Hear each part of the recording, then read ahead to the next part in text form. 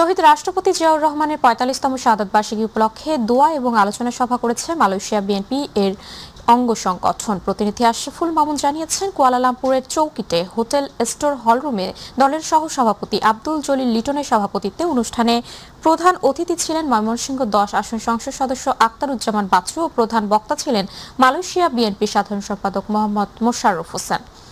সঞ্চালনা করেন কাজী সালাউদ্দিন ও মোহাম্মদ আমিনুল ইসলাম রতন। এতিমখানার শিশুদের সহ কোরআন তেলাওয়াত ও দোয়া মোনাজাত পরিচালনা করেন মাওলানা ইসফাক হোসেন।